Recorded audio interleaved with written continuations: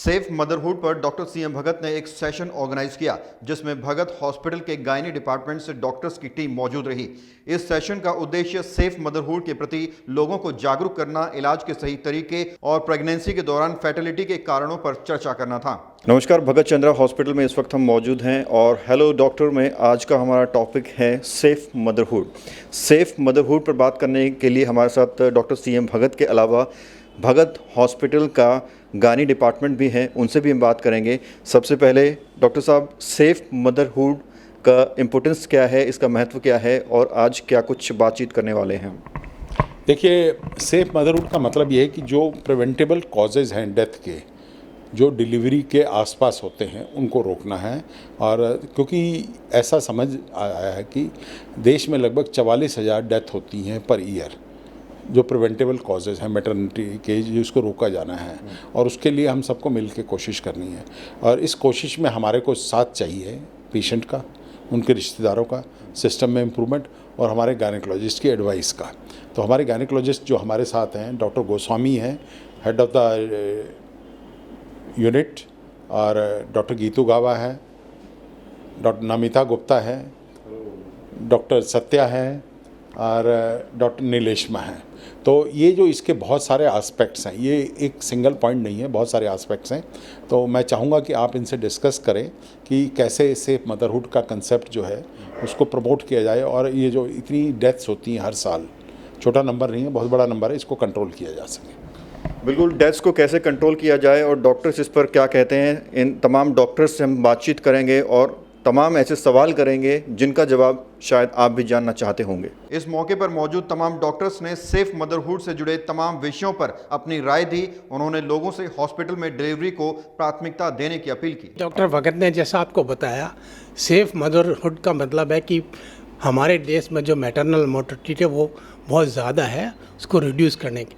Initially it was started with this concept only कि maternal mortality को reduce किया जाए, पर धीरे धीरे WHO और जो गायनी सोसाइटीज़ हैं उन सब लोगों ने मिलके एक कंसेप्ट बनाया जिसको बोलते हैं हम सेफ मदरहुड।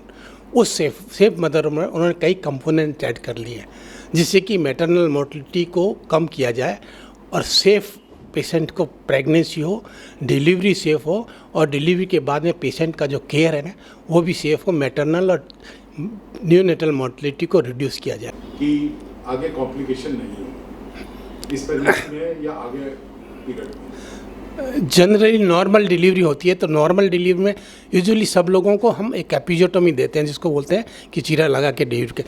वो आम होती है आजकल की डिलीवरी के समय। रिसेंटली ये अवॉइड करने की कोशिश करते हैं, कई हॉस्पिटल्स ये भी कोशिश करते हैं, पर अभी तक भी ये ट्रेंड चला हुआ है। तो इमीडिएट डिलीवरी के बाद में पोस्टनेटल पीरियड में पेशेंट्स को एक अपनी एपिजोटोमी केयर करनी चाहिए। मतलब टॉयलेट करने के बाद में, टॉयलेट करने या यूरिन पास करने के बाद में उसकी सफाई रखनी है और उसको साफ़ रखना है और ड्राई रखना है, उसको गीला नहीं रखना है। Number 1 that is most care. सबसे इम्पोर्टेंट चीज़ जो होती है पोस्टनेटल केयर में, immediately after delivery within 1 to 2 hour, चाहे ऑपरेशन से बच्चा हुआ चाहे नॉर्मल डिलीवरी, उसको ब्रेस्ट फीड ज़रूर कराना है। सो 1 घंटे या 2 घंटे के अंदर बच्चे को ब्रेस्ट फीड ज़रूरी कराना है। Breast feeding is must and then according to demand 1 hour 2 hour बच्चे को ब्रेस्ट फीड कराते रहना है। अगर ऑपरेशन हुआ है तो उसके 1 घंटे 2 घंटे में करा सकते हैं, अदरवाइज इमीडिएटली ब्रेस्ट फीडिंग बहुत ज़रूरी है। जिन मदर को ऑपरेशन से डिलीवरी होती है उसको अपने वुंड केयर का ध्यान रखना चाहिए ड्यूरिंग पोस्टनेटल केयर और आफ्टर आल्सो। थोड़ा मूवमेंट्स भी रखना चाहिए। हम लोग हिदायत देते हैं कि डिलीवरी के ऑपरेशन के बाद में पेशेंट को लंबी सांस लेना चाहिए, अपने हाथ पैर चलाते रहना चाहिए और मूवमेंट्स रखना चाहिए। ये जनरली हम लोग पोस्टनेटल केयर के समय एडवाइस देते हैं। सेकेंड डे से पेशेंट को मूवमेंट्स हम शुरू कर देते हैं, पेशेंट थोड़ा चल फिर सकता है, टॉयलेट तक जा सकता है, ये जनरली एडवाइस देते हैं। कुछ पोस्टनेटल एक्सरसाइज भी हम बताते हैं कि हाथ को चलाना, पैर को चलाना, लंबी सांस लेना, ये कंटिन्यू करना चाहिए पेशेंट्स को, जिससे आगे डिलीवरी में और आगे रिकवरी में फ़ायदा होता है उसको। डिलीवरी के बाद फैमिली प्लानिंग उतना ही इम्पॉर्टेंट आस्पेक्ट है सेफ़ मदरहुड के लिए। इससे सेफ मदर भी सेफ़ रहती है, बच्चे में 2 बच्चों में अंतराल भी बढ़ता है और पॉपुलेशन भी कंट्रोल में रहती है। तो फैमिली प्लानिंग के लिए सबसे पहले तो ये है कि जैसे जिसकी नई शादी हुई है वो अपनी पहले बच्चे में थोड़ा सा इंतज़ार करना चाहते हैं, तो उसके लिए अलग तरीका इस्तेमाल कर सकते हैं, जैसे कि ओरल कॉन्ट्रासेप्टिव पिल्स जैसे माला डी, माला एन, फेमिलॉन, ऐसे ये सब पिल्स यूज़ कर सकते हैं, या फिर निरोध का इस्तेमाल कर सकते हैं। 2 बच्चों के अंतराल के लिए ये कॉपर टी, मल्टीलो ऐसा इस्तेमाल कर सकते हैं, या जिनकी फैमिली कंप्लीट हो चुकी है वो भी कॉपर टी का इस्तेमाल कर सकते हैं। नहीं तो कई लोग परमानेंट स्टरलाइजेशन के लिए जाते हैं, जैसे कि जो फीमेल्स जाती हैं ट्यूबेक्टमी कराती हैं, या फिर मेल पार्टनर है वो फिसेक्टमी करा सकते हैं। जो हमारी ये सेफ़ मदरहुड की हम बात करते हैं तो हम ये बात करते हैं कि उसकी प्रेगनेंसी एकदम सही रहे, जो स्वस्थ माँ और स्वस्थ बच्चा, यही हमारा हमेशा एम रहता है।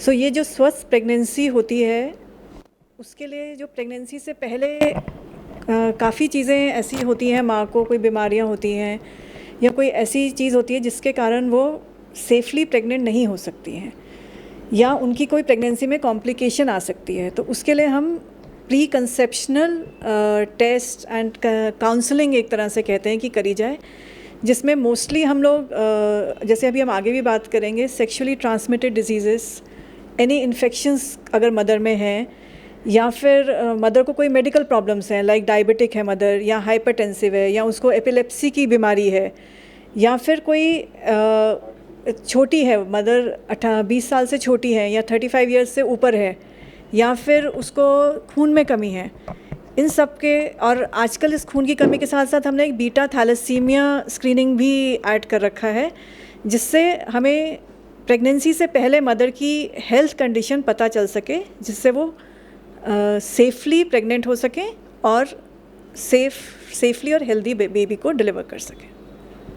ये तो हो गया प्रेगनेंसी से पहले का। प्रेगनेंसी हो जाती है उसके बाद क्या सावधानी है? जब प्रेगनेंसी एक बार हो गई है तो सबसे पहली चीज़ तो यही है कि आज से कई साल पहले शुरू के 3 महीने जो होते थे प्रेगनेंसी को, उसको कोई अहमियत नहीं दी जाती थी ज़्यादा। लोग कहते थे कि 3 महीने के बाद से ही डॉक्टर को दिखाइए, उसी के बाद सब शुरू होता है।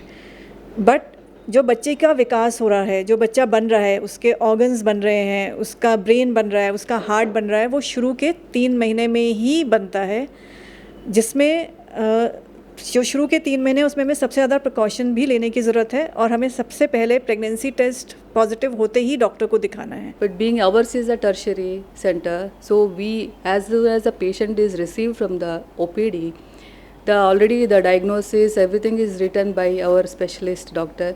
So if any high risk is there, it is highlighted by the doctor, and we welcome the patient and we assure the patient, और उनका जो भी डर है वो थोड़ा सा कम करने के लिए we assure her, और उसके बाद after counseling the patient, then parents उनके साथ वालों को भी समझाते हैं और थोड़ा बहुत कंसेंट वगैरह जो भी एक्सप्लेन करते हैं in their own language.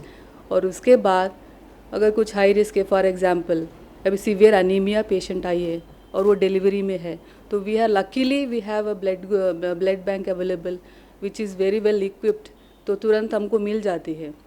But ये पेरीफेरी में अनफॉर्चुनेटली कई जगह में ये ब्लड बैंक अवेलेबल नहीं होती है, तो सर सेड ऑलरेडी ये रेफरल कराते हैं। एम्बुलेंस मिल गई तो बहुत अच्छी बात है, तो रेफरल होने से ये we receive such patients who are having severe bleeding भी हो जाती है उनको, और तुरंत हमने ब्लड बैंक से 4-5 बॉटल्स भी मंगा के दे दिया काफ़ी बार, और ऑटो में भी या एम्बुलेंस में भी डिलीवरी हो चुका रहता है, और काफ़ी पेशेंट्स आ जाते हैं जिनको PPH जिसमें मतलब हैवी ब्लीडिंग होती है, लो BP शॉक में आ जाते हैं पेशेंट, तो we can handle such cases because of the availability of blood bank with us. So we are fortunate for that, and we thank Dr. Bhagat sir for arranging such wonderful things. कई बार ऐसा भी हुआ है कि जो patients बाहर से आए हैं उनकी हमें बच्चेदानी निकालनी पड़ी इमरजेंसी में, क्योंकि वो बहुत सीवियर ब्लीडिंग के साथ आए थे। I'll answer that question. कभी कभी ऐसा होता है कि लेट प्रेगनेंसी में पेशेंट आता है या कहीं से बाहर से ऑपरेशन कराया हो सिजेरियन के समय, यूट्रस में कुछ ऐसा ब्लड वेसल छूट जाती है जिससे हेमेटोमा बन जाता है, और फिर पेशेंट यहाँ पे रेफ़र करके आता है। तो ऐसे पेशेंट्स को कभी कभी ब्लीडिंग रोकने में दिक्कत होती है तो उसका हमको हिस्टेक्टोमी करना पड़ती है, या कभी कभी लेट पेशेंट्स आते हैं लेट लेबर में और रप्चर यूट्रस के साथ आते हैं तो उसमें उसकी बच्चादानी निकालनी पड़ती है, बच्चेदानी फट जाती है तो उसका बच्चादानी निकालनी पड़ती है। पर यूजुअली ये ऑपरेशन करने से पहले पेशेंट के रिश्तेदार, पेशेंट का जो हस्बैंड है उसका कंसेंट हम लेते हैं और वो ज़रूरी है। सर यूजुअली हम एडवाइस करते हैं एब्स्टिनेंस, मतलब कि नहीं करना चाहिए सेक्सुअल इंटरकोर्स फॉर 3 months। 3 महीने का एडवाइस है। इसका कारण है कि बच्चेदानी का मुंह खुला होता है और इन्फेक्शन जो ऊपर जाने के चांसेस ज़्यादा होते हैं, तो कोई भी इस तरह का एक्ट है वो इन्फेक्शन स्प्रेड करेगा, और ये 3 महीने का एब्स्टिनेंस एडवाइस है। और एक्चुअली सर ये भी कारण है कि 1.5 month तो लोकिया आता है जिसको कहते हैं वेजाइनल ब्लीडिंग, तो उस समय सेक्सुअल इंटरकोर्स के दौरान इन्फेक्शन यूट्रस के अंदर जाने का ज़्यादा चांसेस होते हैं। बीच में था stay at home during corona virus, सबको यही कहा गया कि घर में ही रुको, बाहर घूमो नहीं पाते। 830 औरतें मरती हैं रोज पूरी दुनिया में ऐसे कारण से जो रोके जा सकते हैं। ठीक, तुम्हारा उसको सेंसेशनलाइज हॉस्पिटल में आगे दिखाना है।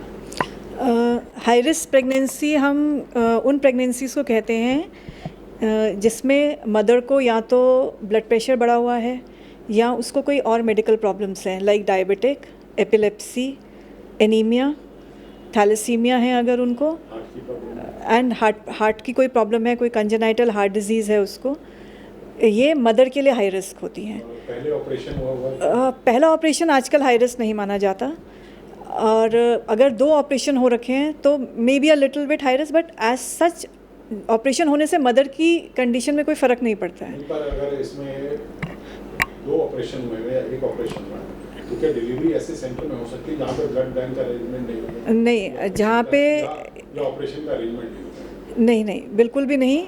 इनफैक्ट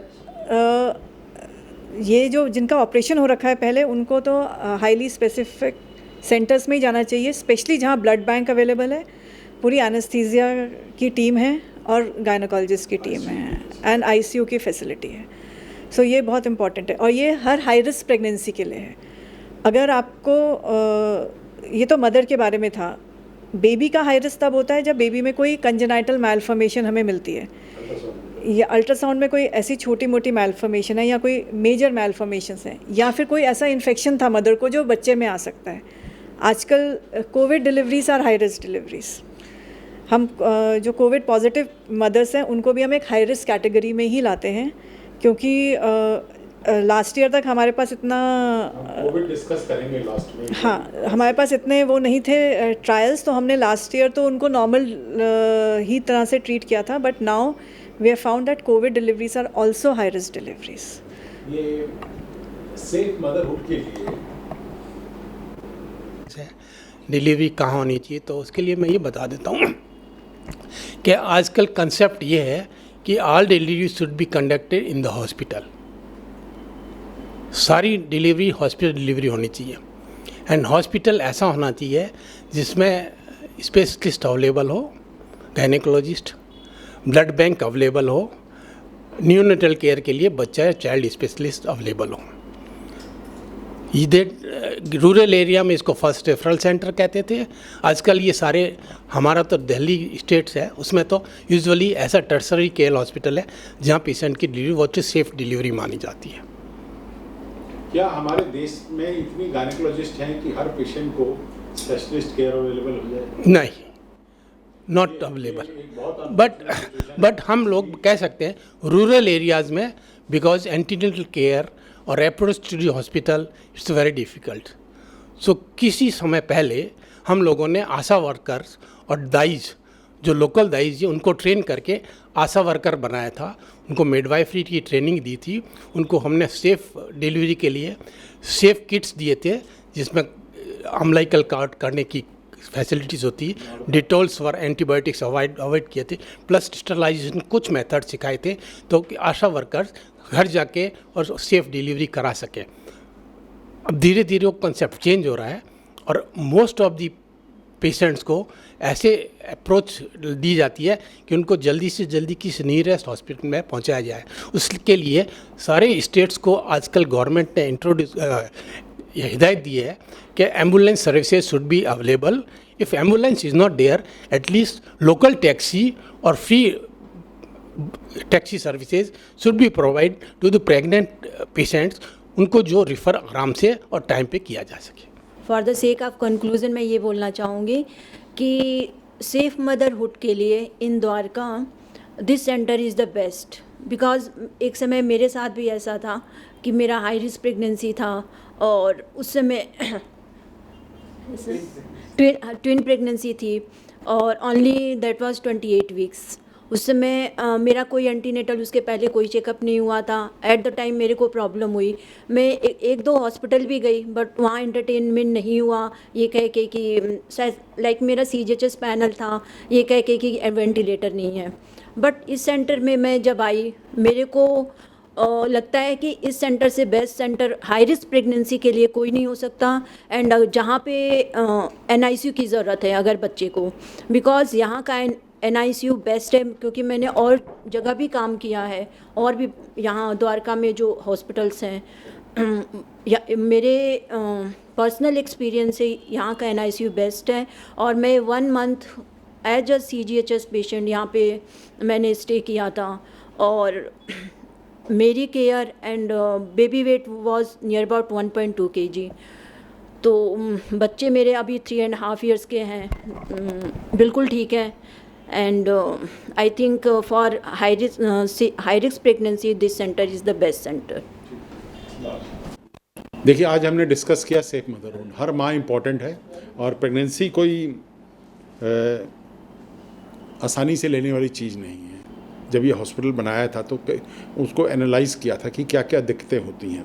अब इसके लिए जैसे कि मेंशन किया गया 3 चीज़ें ज़रूरी हैं कि एक तो सिंगल डॉक्टर क्लिनिक जो होते हैं कई बारी वो सपोर्ट नहीं दे पाते हैं। पर्सनल टच तो देते हैं, बातें भी करते हैं, अच्छी लगती हैं सुनने में, लेकिन सिंगल डॉक्टर क्लिनिक सपोर्ट नहीं दे पाता। जब एक टीम होती है तो टीम एक दूसरे का हाथ पकड़ के सपोर्ट करती है और वो आपके लिए भी अच्छा है। Number 2, it should be well equipped unit, एक इंडिपेंडेंट यूनिट हो जिसमें सब कुछ सर्विसेज अवेलेबल हो। नंबर 3, ब्लड बैंक की फैसिलिटीज़ बहुत ज़रूरी हैं। हालांकि ब्लड की दिक्कतें कई बार आती हैं, लेकिन ब्लड बैंक होना एक बहुत ही ज़रूरी है और इस एरिया में ब्लड बैंक्स की कमी है। अभी जो हॉस्पिटल आए उनमें है, लेकिन जो पहले सिंगल डॉक्टर क्लिनिक्स थे और छोटे क्लिनिक थे, ब्लड बैंक नहीं था। उसके बाद आ जाता है ICU बैकअप, कि अगर आपको प्रॉब्लम होती है, मान लीजिए BP हाई हो गया है, कन्वल्शंस हो गए हैं, तो क्या ICU केयर आपको मिल पाएगी कि नहीं मिल पाएगी, या सिजेरियन के टाइम पे कॉम्प्लिकेशंस हुई हैं, ब्लीडिंग हुई है, बच्चेदानी निकालनी पड़ी है, तो क्या ICU केयर मिलेगी कि नहीं मिलेगी, ये भी एक बहुत इंपॉर्टेंट आस्पेक्ट है और इस चीज़ को उसके साथ साथ बहुत रखना बहुत ज़रूरी है। उसके बाद आ जाता है कि बच्चा जो पैदा होता है कई बार टाइम से पहले पैदा हो जाता है, वज़न कम होता है और सांस में दिक्कत होती है, तो क्या उसको नर्सरी, क्योंकि आपने देखिए 8-9 महीने बच्चे को संभाला और उसके बाद अगर बच्चा आपके घर नहीं जाता है तो ये भी एक बहुत डेंजरस सिचुएशन है। तो एक अच्छी नर्सरी का होना ज़रूरी है जो कम से कम उन बच्चों को जो बच सकते हैं बचा लें। और हमारे यहाँ एक जो सबसे कम वजन का बच्चा जो अभी तक निकला है वो 650 ग्राम का है। तो स्टे लंबा होता है, इसमें कोई डाउट नहीं है, खर्चा भी पड़ता है क्योंकि ये काफ़ी एडवांस लेवल की केयर करनी पड़ती है, लेकिन मैं कहूँगा कि हमारी नर्सरी एक वेल इक्विप्ड नर्सरी है। और फिर उसके बाद हमारे यहाँ पोस्ट डिलीवरी बच्चों की वैक्सीनेशन का पूरा प्रोविज़न है, फैमिली प्लानिंग एडवाइस का पूरा प्रोविज़न है और पोस्ट नेटल केयर का भी है। यहाँ तक कि हम पेशेंट्स को डाइट भी एडवाइस करते हैं, प्रेगनेंसी में क्या होनी चाहिए, और एक्सरसाइजेज भी बताते हैं कि क्या उनको एक्सरसाइजेज करनी है ताकि जो बॉडी शेप जो पहले थी प्रेगनेंसी से पहले वो वापस आ जाए। नहीं तो अक्सर क्या होता है कि बॉडी शेप ख़राब हो जाती है और प्रॉब्लम्स होती हैं। इस सब को इनकरेज करने के लिए हम लोग यहाँ पे कोविड के टाइम से तो बंद है, अदरवाइज़ हम साल में 8-10 क्लासेस लेते थे जहाँ पे हम अपनी जो पेशेंट्स थे और जनरल पब्लिक उनको बुलाते थे एंटीनेटल केयर के बारे में बताने के लिए कि माँ की केयर कैसे करनी है, क्या खाना देना है, क्या घर में उसको काम करना है, कब उसको हॉस्पिटल आना है और कब डिलीवरी के लिए भर्ती होना है, भर्ती होने के बाद क्या प्रिकॉशंस लेनी पड़ती हैं, बच्चा जो आप घर लेके जाते हैं उसको क्या क्या प्रॉब्लम्स होती हैं और क्या नॉर्मल है क्या एबनॉर्मल है। और क्या क्या चीज़ें अवॉइड करनी है, जैसे कि आँखों में काजल लगा देना और गुट्टी देना और ये सब चीज़ें हैं। तो ये छोटी छोटी एडवाइस है, ये हम उस क्लासेस में करते थे और जैसे कोविड कंट्रोल में आएगा हम फिर वापस इनको शुरू करेंगे। तब तक मेरा लोगों से एडवाइस है कि अगर किसी के मन में डाउट भी है तो टेलीफोनिकली वो हमारे गायनेकोलॉजिस्ट से कंसल्ट करके इन जो भी ऐसे डाउट्स हैं उनको एटलीस्ट मन में नहीं रखें। खबरों से खबरदार रहने के लिए चैनल को सब्सक्राइब करें और प्रेस करें बेल आइकन।